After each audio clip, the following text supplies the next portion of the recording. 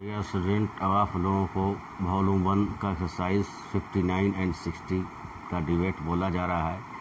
Ready रहेंगे? Start. महोदय, समाज कल्याण संस्थाओं का काम बहुत बड़े परिमाण में बढ़ा है। आजकल इसके लिए अनुदान भी पहले से कहीं अधिक दिए जाते हैं।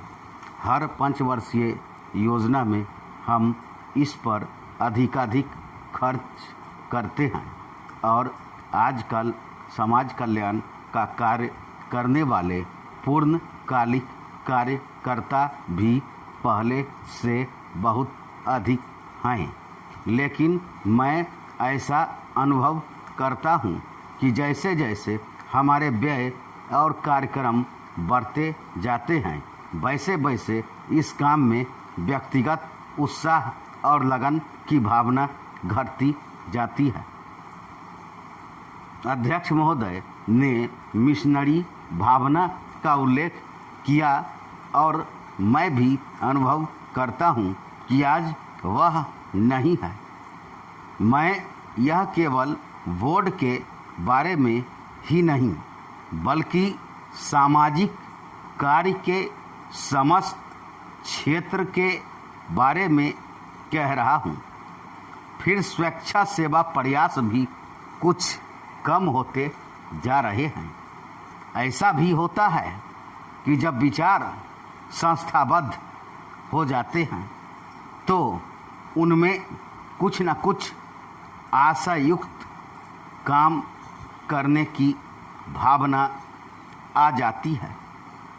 यह मनुष्य का स्वभाव है, किंतु सारे सामाजिक कार्य का लक्ष्य तो उसी संवेदन के अभाव और निस्वार्थता पर संदेह के परिणामों से लड़ना है, जिसकी प्रायः मानव स्वभाव कहकर अनदेखी कर दी जाती है।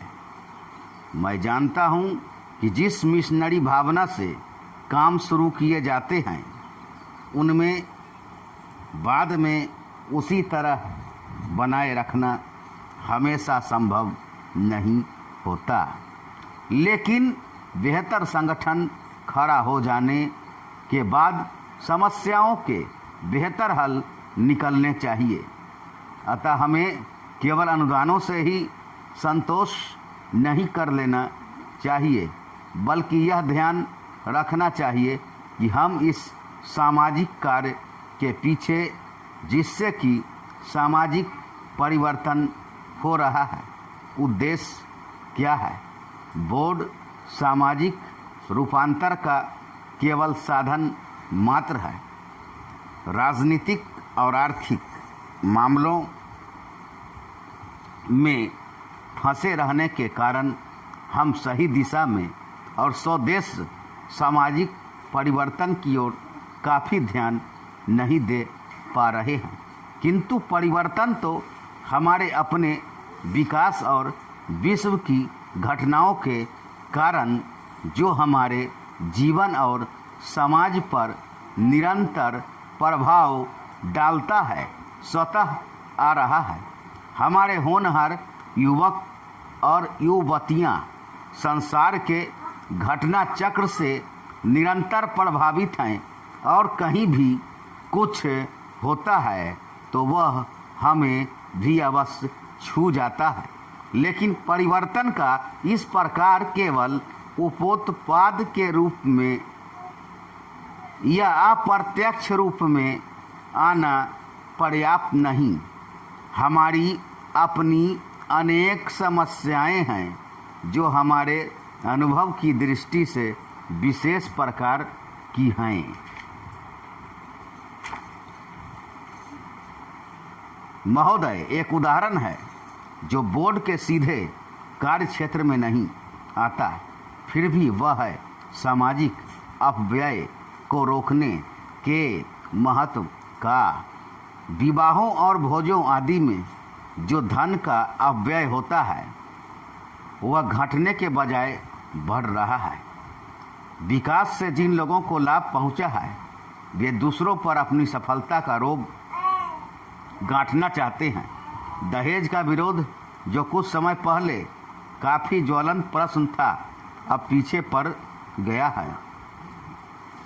यद्यपि यह कुरीति आज भी उसी तरह जीवित है। अस्पृश्यता के बारे में समाज में जो कानून मौजूद हैं, लेकिन आज भी बहुत सी स्थानों पर यह बुराई फैली हुई है। लोग इसे सरकार पर नहीं छोड़ सकते हैं, वही इसे हटाने के लिए कदम उठाएं। इसके लिए तो उन्हें स्वयं कुछ न कुछ करना होगा। विशेष रूप में समाज कल्याण के क्षेत्र में केवल सरकारी कार्रवाई पर्याप्त नहीं हुआ करती। जनता और सरकार दोनों को मिलकर एक दूसरे का हाथ मजबूत करना चाहिए और पूरे अधिकतम सहयोग से काम करना चाहिए। अपने कार्यक्रमों को पूरा करने के अतिरिक्त समाज कल्याण संगठनों को भी अंधविश्वासों से लड़ने और लोगों में तर्क संगत दृष्टिकोण अपनाने की ओर ध्यान देना चाहिए। समाज सेवी संस्थाएं दैनिक जीवन में वैज्ञानिक चिंतन को लोकप्रिय बनाने के लिए बहुत कुछ कर सकती हैं। जाति या समाज के नाते हम लोगों को स्वास्थ्य और शिक्षा की ओर कहीं अधिक ध्यान देने की आवश्यकता है।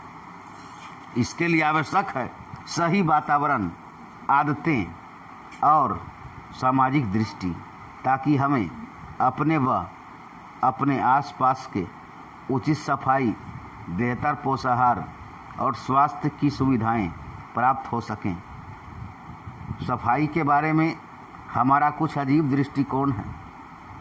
हम अपने घर की तो सफाई करते हैं, पर कूड़ा करकट दरवाजे पर ही डाल देते हैं। हम स्वयं तो रोज़ नहाते हैं,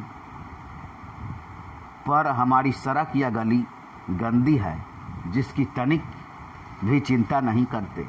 बड़े शहरों में और उन इलाकों में भी जहां पढ़े लिखे और खाते पीते लोग रहते हैं, कूड़ा करकट जमा रहता है और कोई इसकी परवाह नहीं करता। स्पष्ट रूप से यह स्त्रियों की संस्थाओं और समाज कल्याण संगठनों का काम है। समाज कल्याण संस्थाओं के लिए परम आवश्यक है कि वे समूचे क्षेत्र के सुधार के लिए आपसी तालमेल रखें।